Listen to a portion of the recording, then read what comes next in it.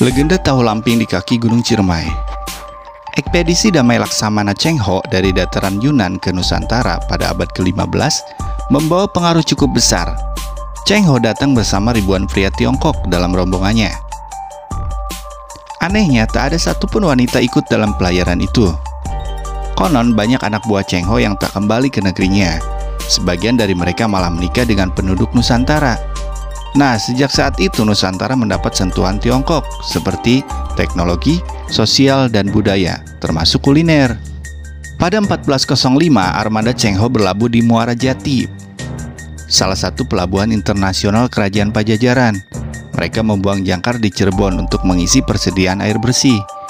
Rupanya butuh waktu cukup lama untuk mengisi tangki air kapal Cheng Ho yang besar dan banyak jumlahnya itu.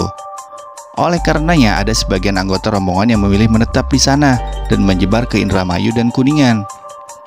Menurut cerita leluhur kami, memang rombongan Cheng Ho pernah datang ke sini, ungkap Supriyadi, warga desa Cibuntu, Pasawahan, Kuningan, Jawa Barat, menunjukkan sebuah batu petilasan. Menurut kabar angin, Huang Lamping, seorang pria yang berkeluarga dengan penduduk lokal, memilih pindah ke kaki Gunung Ciremai. Dia melakukan itu karena ingin bertani layaknya di negerinya dulu. Dia menanam tumbuhan pertanian seperti padi, palawija, dan sayuran. Singkat cerita, Huang Lamping memperkenalkan penganan tahu kepada warga setempat sambil beratraksi Wing Chun. Tangan ajaibnya mampu memegang alat masak di atas bara api tanpa kesakitan. Makanan itu terbuat dari kedelai yang dia tanam sendiri di kebunnya. Warga setempat menyukai makanan baru yang dikenalnya itu karena rasanya sangat gurih dan lezat.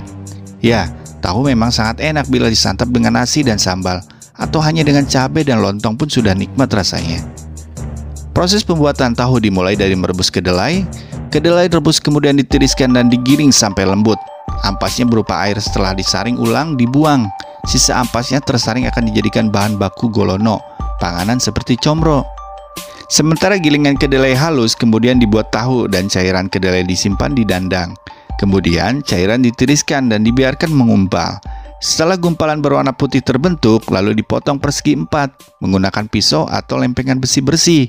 Lalu tahu digoreng dengan minyak mendidih.